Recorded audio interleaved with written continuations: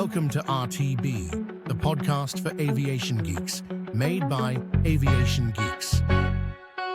In today's episode, the Douglas A-4 Skyhawk, a story of simplicity and effectiveness. Here's something that'll blow your mind. In an era when military aircraft were getting bigger and more expensive, one designer created a revolutionary jet that came in at half the required weight and 14% under budget. The Douglas A-4 Skyhawk completely changed how we think about military aviation. That's fascinating. How did they manage to achieve something that seems to go against every trend in military development? Well, it all started with Ed Heinemann, who discovered this incredible study showing that for every 100 pounds of weight reduction, you'd get 8 feet less takeoff distance, 22 more miles of combat radius, and an 18 foot per minute better climb rate. He basically turned aircraft design philosophy on its head. So what kind of innovations did they implement to achieve these weight reductions? You know what's really clever? They used this delta wing design that eliminated the need for folding wings, which immediately saved 200 pounds. They also completely redesigned the fuel system with a compact 240-gallon fuselage tank and 520-gallon wing tank. These might sound like small changes, but they added up to something revolutionary. And I imagine these modifications must have had some real impact in actual combat situations? Oh man, exactly. During Vietnam, the Skyhawk became absolutely crucial for close air support missions.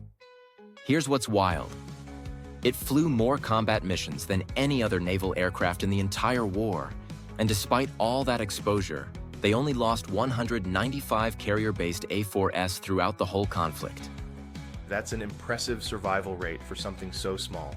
What made it so effective? Well, its size actually became its greatest advantage. They called it the scooter because it was so maneuverable. Pilots could literally dance around larger aircraft. And get this, the first 500 planes were delivered at just $860,000 each, which was practically unheard of for military contracts. Speaking of contracts, how did other countries respond to this successful design? That's where things get really interesting. Israel became the largest operator outside the US, eventually acquiring around 355 Skyhawks. But here's the diplomatic twist. They had to agree to more nuclear facility inspections and promise not to equip the A-4s with nuclear weapons just to get approval for more aircraft. You know, that brings up an interesting point about the aircraft's versatility. How did it evolve over time? The evolution is actually one of the most fascinating parts of the story.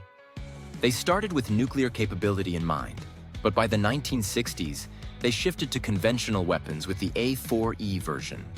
They extended the nose by 14 inches for a navigation computer, added more weapon hardpoints, and even made room for a second crew member. That kind of adaptability must have contributed to its longevity, right? Absolutely right. By the time production ended in 1979, they'd built 2,960 aircraft. But here's what's really remarkable. Some of these aircraft are still in service today, more than 50 years later. It's like the Toyota Corolla of military aircraft, reliable, efficient, and incredibly cost-effective. Looking at modern military aircraft development, what lessons should we take from the Skyhawk's success? You know, when you look at something like the F-35 program today, costing over $1.7 trillion, the Skyhawk's philosophy of doing more with less seems more relevant than ever. It proves that sometimes the best solution isn't about adding more features or making things bigger. It's about smart design and efficiency. That's quite a legacy for what they nicknamed the Tinker Toy Bomber. And that's exactly what makes this story so powerful. It shows how challenging conventional wisdom can lead to revolutionary results. The Skyhawk wasn't just an aircraft. It was proof that sometimes the best way to solve a problem is to think smaller, not bigger. Thanks for stopping by, friends. See you soon in the next episode of RTB. Happy landings.